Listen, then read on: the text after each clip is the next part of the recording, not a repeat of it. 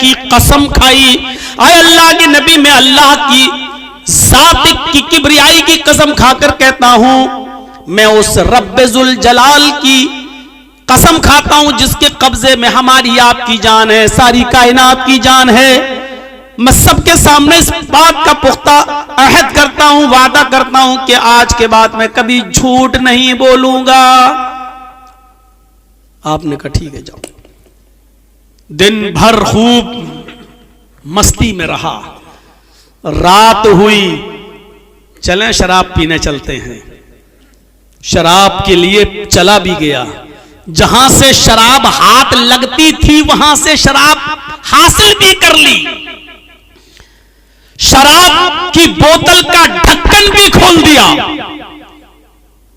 शराब अपने होंठों पर भी लगा ली, लेकिन पी नहीं सका। हाँ? हटा ली। अब देखिए, सोचता है अगर कब सुबह अल्लाह के नबी के पास अगर मैं गया और अल्लाह के नबी ने अगर मजाक में भी पूछ लिया कि कहो कल शराब पी थी या नहीं, अगर मैंने इस बात का इकरार कर लिया कि हां शराब पी थी, तो अगर मुजरिम खुद अपने जुर्म को कबूल कर ले तो फिर किसी गवाह की जरूरत ही पेश नहीं होती। अगर मैंने कह दिया कि शराब पी थी तो शरीयत ने शराब के 40 कोड़े मुतय्यन किए हैं। अल्लाह के रसूल हमें खड़ा करके कहीं 40 कोड़े ना पड़वाएं। अगर मैंने अपने जुर्म को खुद कबूल कर लिया तो ऐसा ना हो कि मुझे 40 कोड़े पड़वा दें। एक कोड़ा चमड़े का तो खाया नहीं जाएगा, 40 कोड़े कैसे खा सकता हूं।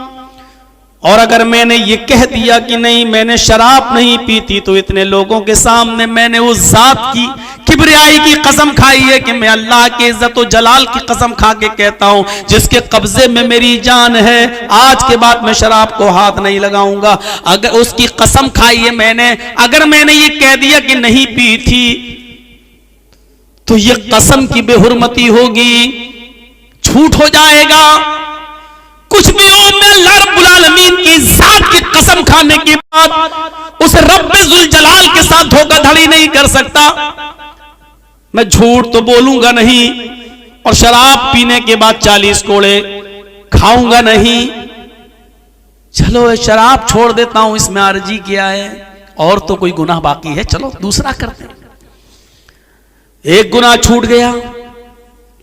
जिना के लिए जिस लड़की के पास इसके ताल्लुकात थे, जिस औरत के साथ उसके पास जाता है, अभी हम आगोश होता है, अभी अपने काम में लगता नहीं है कि सोचता है सुबह अगर मजाक में भी अल्लाह के नबी ने पूछ लिया कि तुमने कल जिना किया था या नहीं, अगर मैंने कह दिया कि हां किया था, तो मैं तो शादीशुदा हूं, मुझे दौड़ा दौड़ा कर पत्थरों से मुझे रज्म कर दिया जाएगा, मुझे मार दिया जाएगा। 100 कोड़े की सजा नहीं है, क्योंकि शादीशुदा इंसान अगर जिना करे तो उसको रज्म है, उसको संगसार कर देना है, पत्थरों से मार मार के उसको खत्म कर देना है। मुझे खत्म कर दिया जाएगा क्योंकि मैं खुद अपने जुर्म का इकबाल करूंगा, एक्सेप्ट करने वाला हो जाऊंगा। और अगर मैंने कह दिया कि नहीं मैंने जिना नहीं किया था, तो ये झूठ होगा। और मैंने रब्बुल जलाल को गवाह बनाया है, उसकी जात को मैंने गवाह मानकर कहा है कि मैं आज के बाद झूठ नहीं बोलूंगा, मैं उसकी कसम की बेहुरमती नहीं कर सकता। चलो इस औरत को भी लात मारता हूं, मैं बिल्कुल जिना से बच जाता हूं, मैं इसको छोड़ देता हूं। कल कौन संसार होगा, मुझे नहीं होना है। फिर आता है रात की तारीकी में एक दीवार पे चढ़ जाता है, उस दीवार से फलांग कर जंप लगाकर किसी के घर में नक्म भी लगा देता है, लकड़ी की बनी हुई अलमारी को तोड़ने में कामयाब भी हो जाता है, उसमें रखा हुआ तिजोरी का माल निकालने में कामयाब भी हो जाता है, भागने की कोशिश करता है, दीवार छलांग कर आने की कोशिश कर रहा है। फिर दिल में वही ख्याल आता है, अगर कल कहीं सुबह अल्लाह के नबी ने ये सवाल कर लिया कि तूने चोरी की थी या नहीं, अगर मैंने कह दिया हाँ चोरी की थी, हाँ मैंने चोरी की थी, तो फिर मेरा हाथ काटा जाएगा, क्योंकि अब किसी गवाह की जरूरत नहीं है, मेरा हाथ काट दिया जाएगा। और अगर मैंने कह दिया नहीं तो ये झूठ होगा और अल्लाह रब्बुल आलमीन की कसम की बेहुरमती होगी जो मैं नहीं कर सकता। मैंने अल्लाह के रसूल के हाथ पर हाथ रखकर बैत किया कि आज के बाद मैं झूठ नहीं बोलूंगा। मैंने उस पाक हाथ को छुआ, उस पाकीज़ा हाथ को छूने के बाद मैं उस हाथ की लाज मैं रखना चाहता हूं, उस हाथ को मैं शर्मिंदा नहीं होना देना चाहता। मैं चोरी भी नहीं करूंगा। और चोरी किया हुआ सामान अपनी जगह पर रख देता है और आता है सुबह सर पकड़े हुए अल्लाह के नबी के पास आकर बैठ जाता है। आपने कहा क्यों मायूस क्यों हो, क्या हुआ? कहता अल्लाह के रसूल मुझे माफ कर दीजिए, मैं तो सोच रहा था कि आपने कोई बहुत बड़ी बात नहीं कही थी झूठ छुड़वाने के लिए, आपने बहुत आसान बात कही थी, लेकिन आज मुझे पता चला है कि आपने शराब क्यों नहीं छुड़वाई, चोरी छोड़ने के लिए क्यों नहीं कहा, जिना छोड़ने के लिए क्यों नहीं कहा, झूठ छोड़ने के लिए क्यों कहा? आपने कहा हुआ क्या है वो तो बताओ। कहा अल्लाह के रसूल शराब की बोतल मेरे हाथ में थी लेकिन यही एहसास था, छोड़ दिया। लड़की औरत मेरे बगल में थी, मैं तैयार था उसके साथ सब कुछ करने के लिए, लेकिन यही ख्याल आया, पूछ लिया तो संसार कर दिया जाऊंगा। झूठ बोल नहीं सकता था, छोड़ दिया। चोरी तो कर भी चुका था, बहुत तगड़ी चोरी किया था। कई महीने बैठ के हम हमारे बच्चे खाते, लेकिन चोरी हाथ कटने के एहसास ने मुझे छोड़ने पर मजबूर किया, सामान रख दिया। अरे अल्लाह के रसूल आपने तो एक गुनाह छुड़वाया था, मेरे तो चारों छूट गए। तबस्समा, अल्लाह के रसूल के चेहरे पर मुस्कुराहट आ गई और आपने फरमाया जानते हो जो बात कही उसको सुनो, अल किज़्बु रासुज़्ज़ुनूब, मैं जानता हूं कि झूठ ही तमाम गुनाहों की जड़ है, तमाम गुनाहों का सर है। अगर सर काट दिया जाए तो बॉडी अपने आप ठंडी हो जाएगी, जब सर जुड़ा है तो बॉडी हरकत करेगी, जब मैंने सर ही काट दिया तो बॉडी कहां से जिंदा रहेगी। जब मैंने बुराइयों की जड़ झूठ ही को छुड़वा दिया तो सारी बुराइयां तो ऑटोमेटिकली छूट जाएंगी। ये पूरा वाकया बताने का मेरा मकसद क्या है कि अल्लाह के रसूल ने हिकमत से काम लिया। आपने उससे ये नहीं कहे नहीं चारों हराम है चारों छोड़ो। अगर आप कहते चारों छोड़ो तो क्या होता, नहीं छोड़ूंगा, चला जाता और चुपके चुपके चारों काम करता रहता। भाई जब गवाह मिलेंगे तभी तो हमें सजा मिलेगी। जिना किया 4 गवाह लाओ, जब 4 गवाह मिलेंगे तभी तो हमें सजा मिलेगी। चोरी की 2 गवाह लाओ, जब गवाह मिलेंगे तभी तो हमें सजा मिलेगी। हाँ? जब गवाही नहीं है तो हमें सजा क्या मिलेगी? हम तो चारों करेंगे। और वो कह रहा है कि मुझे 4 मेरे अंदर बुराइयां हैं लेकिन एक छोड़ सकता हूं, आप कहिए कौन सी छोड़ दूं? तो अल्लाह के रसूल की दूरअंदेशी देखिए, हिकमत देखिए। उदउ इला सबील रब्बिका बिल हिकमा। हालांकि दूसरे सहाबा एतराज कर सकते थे कि अल्लाह के नबी शराबी भी है जो और चोरी भी करता, जिना भी करता है, इसके बावजूद आपने इतने बड़े बड़े गुनाह आपने उससे नहीं छुड़वाए। अल्लाह के नबी सल्लल्लाहु अलैहि वसल्लम ने क्या कहा, जाओ तुम झूठ छोड़ दो। हालांकि हराम चारों हैं लेकिन आपने सिर्फ झूठ छोड़ने के लिए कहा और दूसरे ही दिन उसके आया और कहने लगा कि मेरे तो चारों छूट गए। तो आपने क्या कहा, किज़्बु रासुज़्ज़ुनूब, झूठ तमाम बुराइयों की जड़ है। अब आप अंदाजा लगा सकते हैं मेरे भाइयों, हिकमत तकरीर का मकसद, पॉइंट क्या? हिकमत, दानाई, होशियारी। उदउ इला सबील रब्बिका बिल हिकमति वल मौइज़तिल हसना, लोगों को होशियारी और दानाई के साथ बुलाओ और उसलूब अच्छा हो, वाज़ो नसीहत के अंदर आपकी गुफ्तगू में नरमी हो।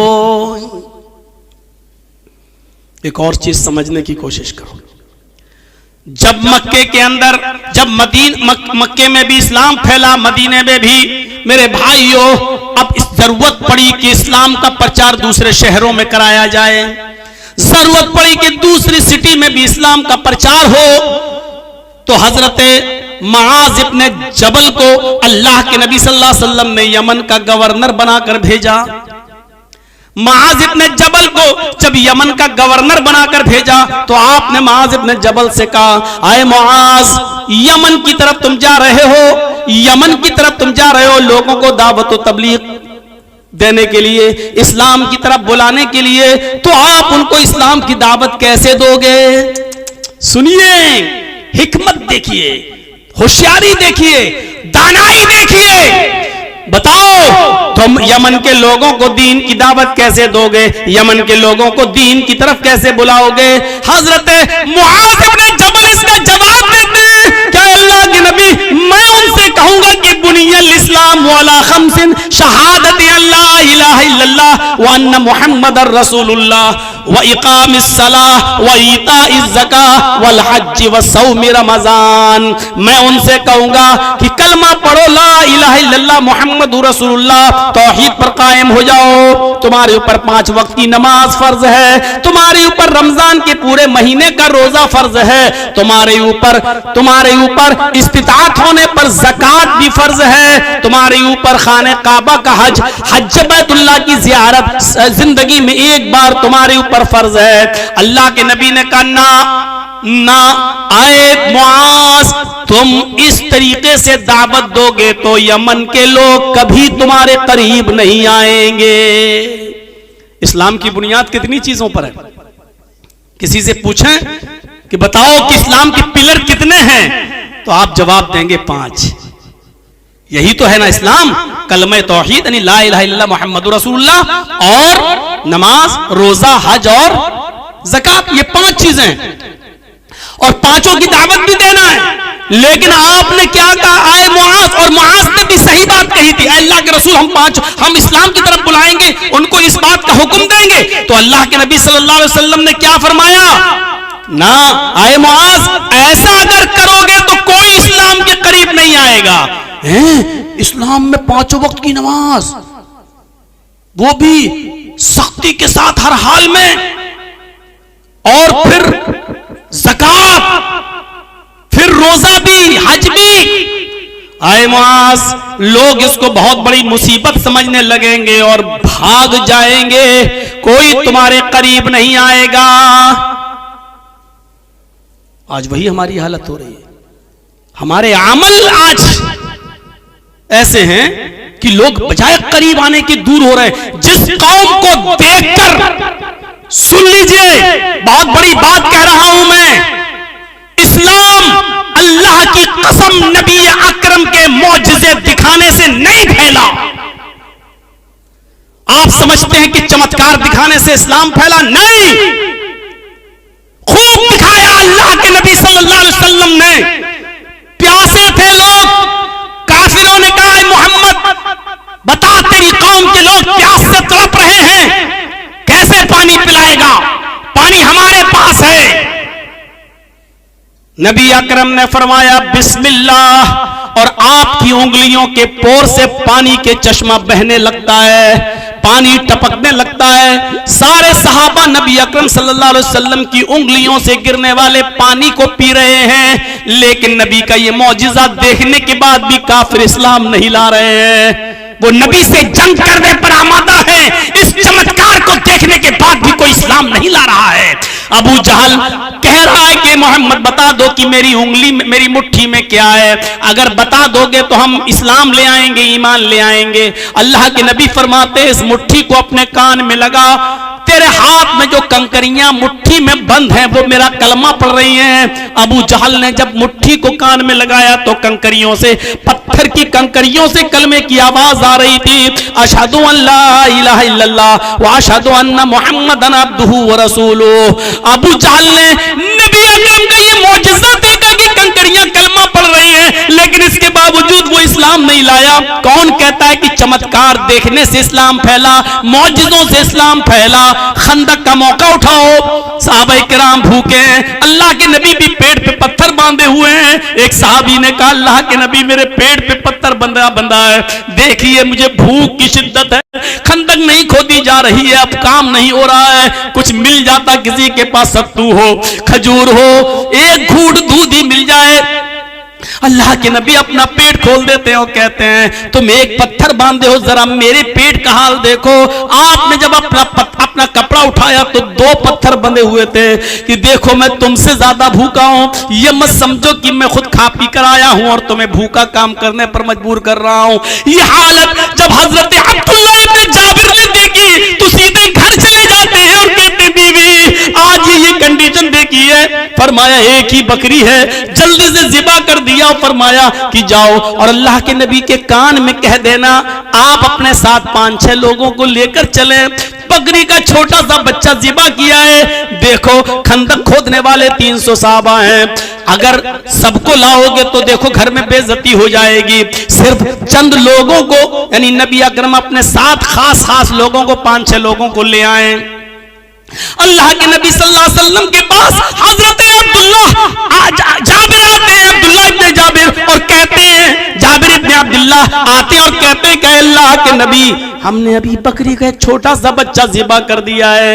हमारी बीवी ने कहा है 4-5 आदमी जो आपके पास हो आप उनको लेके चलिए और घर में हम खाना खा लेते हैं। अल्लाह के नबी के कान में कहा जा रहा है 4-5 लोगों को लेके चलिए, लेकिन अल्लाह के नबी फरमाते हैं आए खंदक वालों इधर आओ, इधर आओ, हजरत जाबिर ने तुम्हारी दावत की है। जाबिर रज़ी अल्लाह ताला अन्हु की सिटी गुम हो जाती है कि क्या कह रहे हैं अल्लाह के नबी, हम तो 4-5 लोगों की बात कर रहे हैं और आप 300 आदमियों को दावत। फरमाया कि जाओ अपने घर और अपनी बीवी से कह देना, अपनी बीवी से कह देना पड़ोस की एक औरत को बुला लाओ, वो रोटियां बेलती रहे, तुम तवे पर रखती रहना बस, और मैं आ रहा हूं। हजरत जाबिर आते और अल्लाह के नबी के का यही फरमान सुना देते हैं अपनी बीवी को।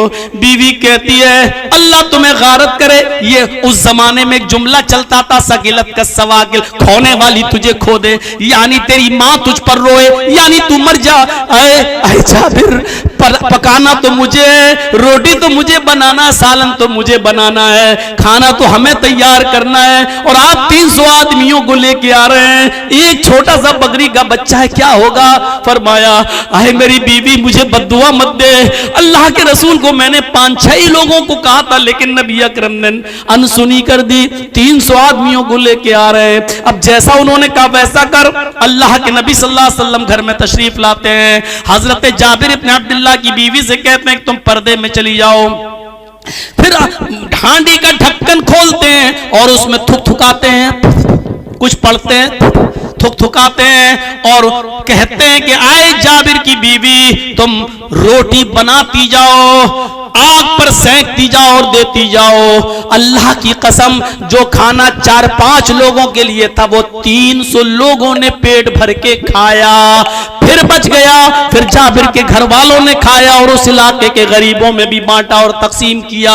अल्लाह की कसम ये जिंदा जाबिर मौजिज़ा देखने के बाद भी खंदक खोदने वाले वो काफिर ईमान नहीं लाए। चमत्कार देखने से और चमत्कार करने से कोई आदमी मुसलमान नहीं होता है। आप कितना ही लोगों को कुछ भी दिखाएं, इस्लाम चमत्कार से नहीं फैला है।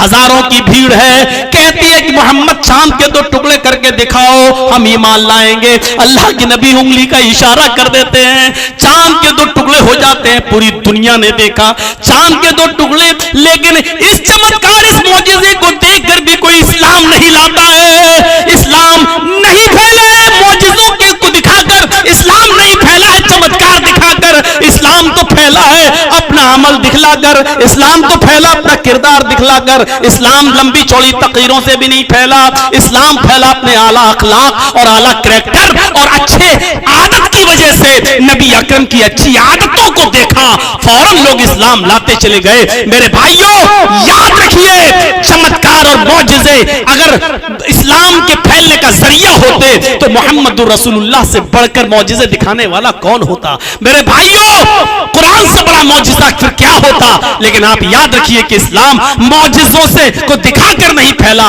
इस्लाम फैला है तो जो दावत आप दे रहे हैं उस पर खुद अमल करिए। आपके अखलाक अच्छे हो, आपका करैक्टर अच्छा हो, आपका स्वभाव अच्छा हो, आप बोले तो फूल बरसे, आपकी जात से किसी को तकलीफ ना हो। इस आला अखलाक और आला किरदार की वजह से इस्लाम फैला है। इस्लाम नाम है आला अखलाक का, इस्लाम नाम है आला किरदार का। आज हमारे अमल देख लो, इस्लाम की जिंदगी में हम ढल जाएं तो लोग हमें देखकर खुद ब खुद इस्लाम लाते चले जाएं। महात्मा गांधी ने कहा था आए घर घर तबलीग करने वालों, आए बोरिया बिस्तर और स्टोव लेकर चूल्हे लेकर जमातों में जाने वालों, 3 दिन और 40 दिन के चिल्ले करने वालों, तुम इसलिए जाते हो ताकि लोग इस्लाम के करीब हो जाएं, तुम्हें ये सब कुछ करने की कोई जरूरत नहीं है। सिर्फ मोहम्मद रसूलुल्लाह का अखलाक अपने अंदर पैदा कर लो, सिर्फ नबी का कैरेक्टर अपने अंदर पैदा कर लो, लोग तुम्हें देखकर खुद ब खुद इस्लाम लाते चले जाएंगे, खुद ब खुद इस्लाम कबूल करते चले जाएंगे।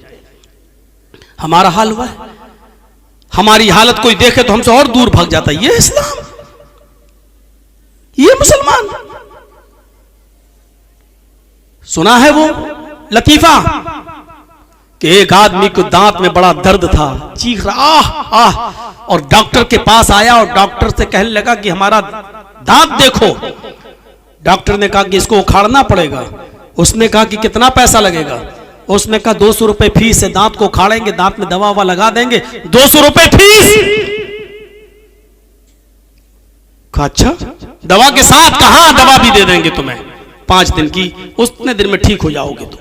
तय हुआ 200 रुपया का, ठीक है। बैठाया उसको और लगाया उसके दांतों में पिलास और उखाड़ा उसका दांत, तो वो कस के चिल्लाया जोर से, आह मर गया, आह। 3-4 चीखें उसने मारी। बहरहाल दांत तो डॉक्टर ने उखाड़ दिया, दवा ववा उसको लगा दी। जब पैसा देने की बारी आई तो डॉक्टर को वो 200 रुपए देने लगा। डॉक्टर ने कहा 600 रुपए दो। उसने कहा साहब तय तो हुआ था 200 रुपए, आप 600 रुपए क्यों मांग रहे हैं हमसे?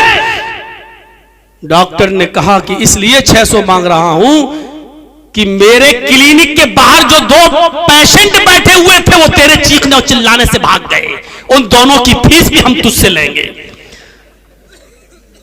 वो 200 और देते, 200 और देते तो 400, अब वो तुझे देना पड़ेगा क्योंकि तू चिल्लाया क्यों है। वो 2 पेशेंट मेरे भाग गए इसलिए 600 दे।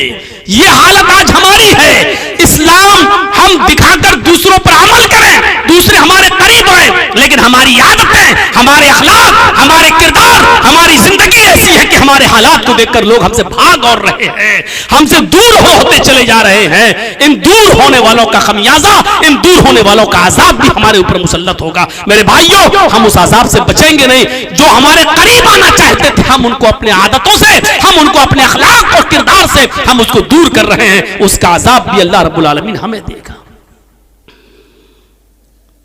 ये हालत आज हमारी हो चुकी है। बात कहां की कहां चली गई तो माज इब्ने जबल की बात से हम उधर चले गए। आपने कहा ना आए माज, ऐसा मत करना, गौर कीजिए हिकमत क्या चीज है। आपने कहा है तो 5 चीजें इस्लाम का पिलर्स, लेकिन जब तुम यमन में जाओ तो यमन के लोगों से कहना कि लोगों तुम एक अल्लाह की इबादत करो। पहले उनको कलमे की दावत देना। जब वो तौहीद में मजबूत हो जाएं, जब वो कलमा पढ़ लें, तौहीद के मत वाले बन जाएं, तौहीद अपने अंदर वो जागुजी कर लें, तौहीद अपने अंदर पैबस कर लें, तो आए महाज जब तुम देखो कि वो तौहीद में पक्के हो गए हैं तो फिर उनसे कहना कि अल्लाह ताला ने तुम्हारे ऊपर 5 वक्त की नमाज भी फर्ज की है। अल्लाह ने तुम्हारे ऊपर 5 वक्त की नमाज भी फर्ज की है।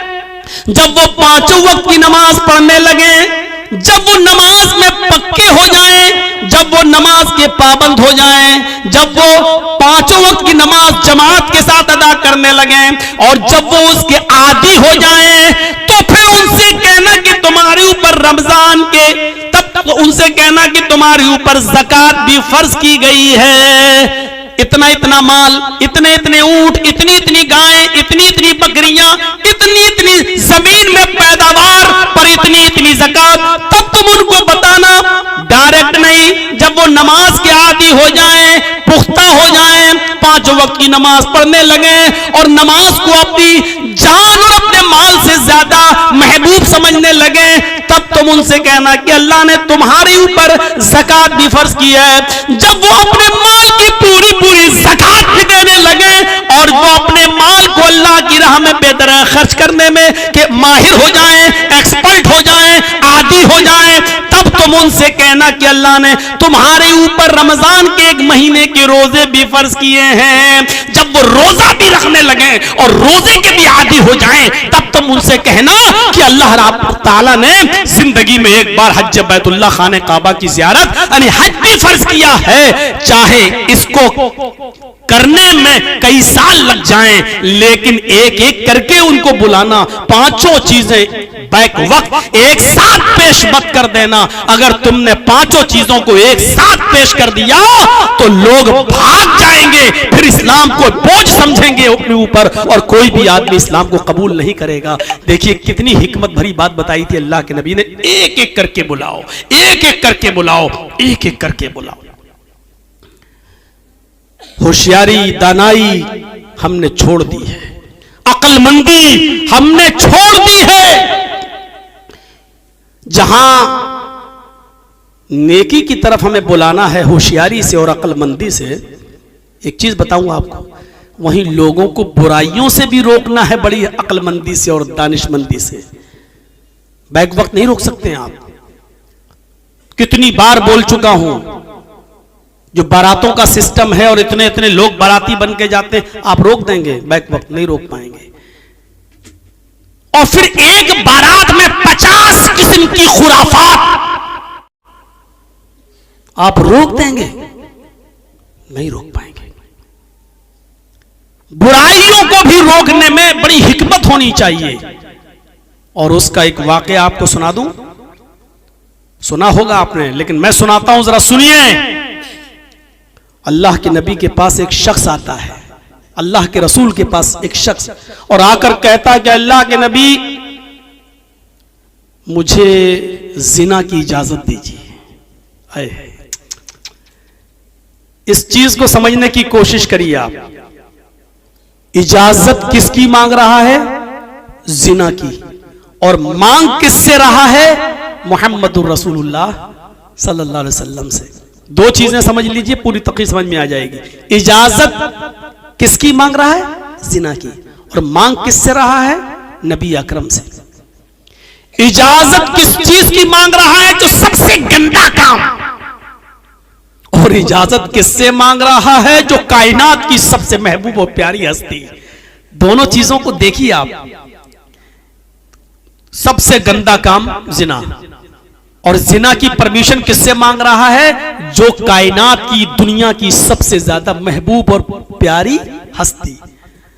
अल्लाह के रसूल मुझे इजाजत दी। मुसलमान है, सहाबी है, इस्लाम लाया, नबी को देखा तो सहाबी हो ही गया। सहाबी है, नबी से इस्लाम लाया, लेकिन नया नया है, नया नया है।